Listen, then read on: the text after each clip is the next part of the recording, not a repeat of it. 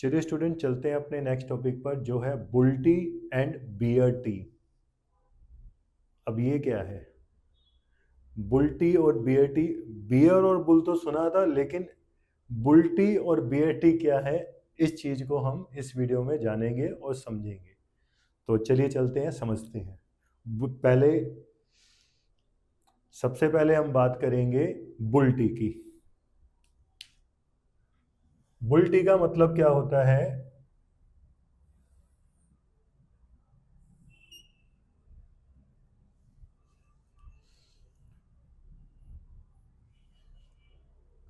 Means जब भी हम किसी पोजीशन को हम बाय करके होल्ड करते हैं, मीन्स यहां पर हमने बाय किया, ये हमने स्टॉप लॉस डाला और यहां पर हमने टारगेट रखा, तो ये क्या हो गया? एक टी बना, आपने देखा होगा। तो इसी को कहते हैं हम बुल टी। ठीक है। इसी तरीके से हमारा जो होता है बियर टी होता है।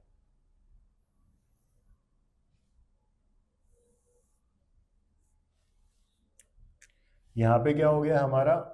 सेलिंग पॉइंट, एंट्री पॉइंट, और यहां पे हो गया स्टॉप लॉस पॉइंट, और ये हो गया हमारा टारगेट पॉइंट। एंट्री पॉइंट ऐसे ही यहां पर भी हम लिख देते हैं, यहां पर एंट्री पॉइंट। ठीक है।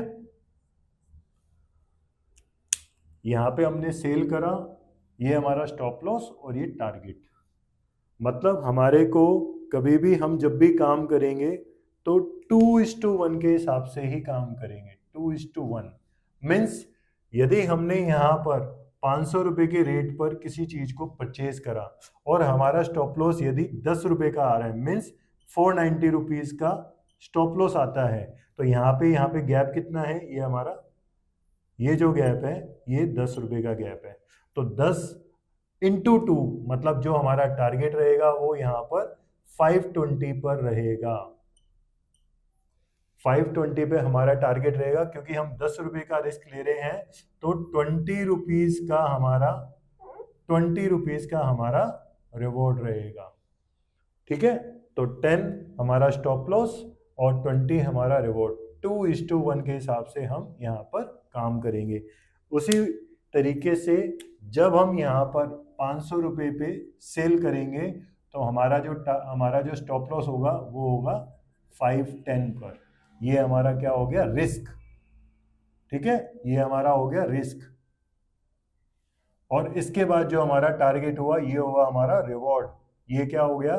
500 पे यदि बेचा और 510, मतलब 10 रुपए का यहाँ पर भी गैप हुआ, यहाँ से लेके यहाँ तक का जो गैप है ये 10 रुपए का है, तो हमारे को ये जो गैप चाहिएगा ये हमारा 20 रुपीज का गैप चाहिएगा। तो 500 माइनस 20 इज इक्वल टू 480। तो हमारा जो टारगेट होगा वो 480 पर हमारे को टारगेट रखना है।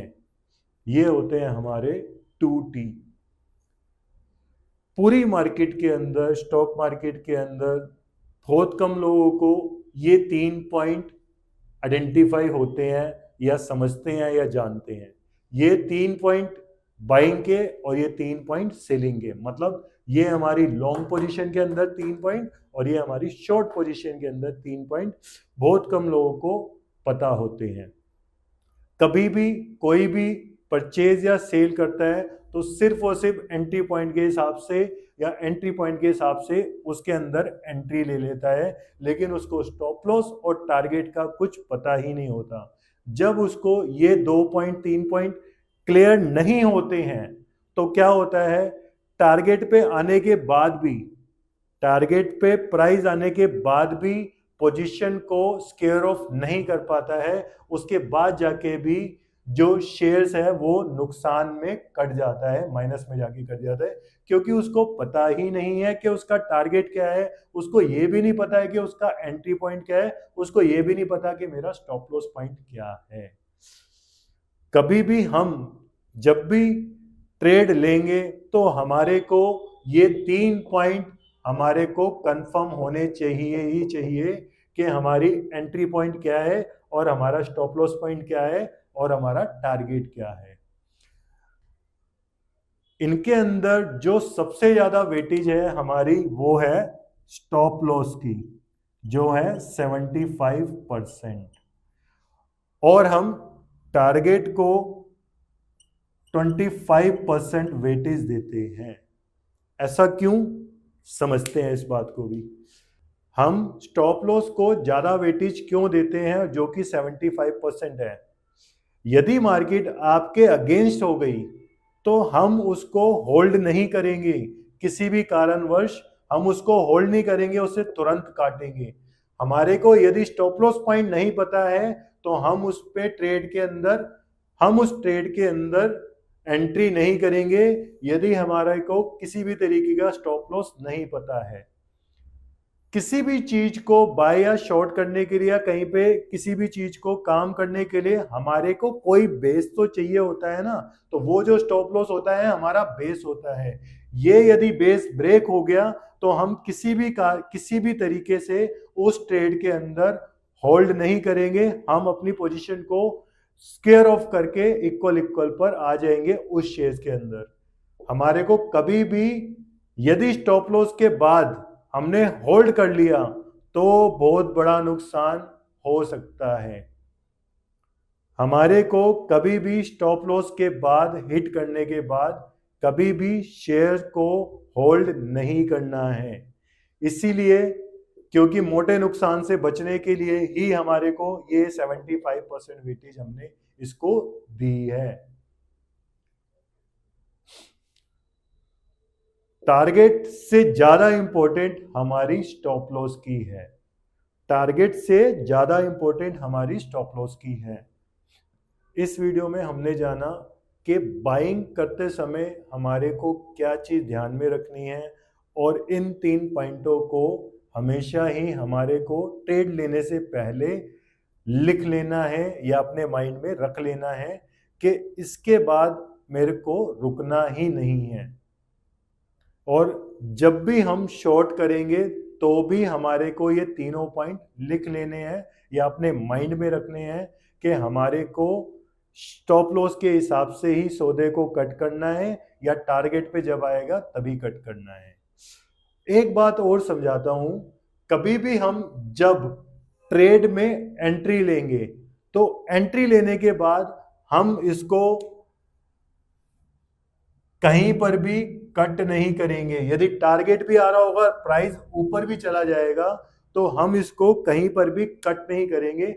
हम सिर्फ और सिर्फ अपने 2:1 की रेशियो के हिसाब से जो हमारा पॉइंट 520 यहाँ पे बन रहा है, उसी पॉइंट के ऊपर ही हम अपनी बिडिंग डालेंगे सेल की। हम इसी जगह पर ही इसको कट करेंगे।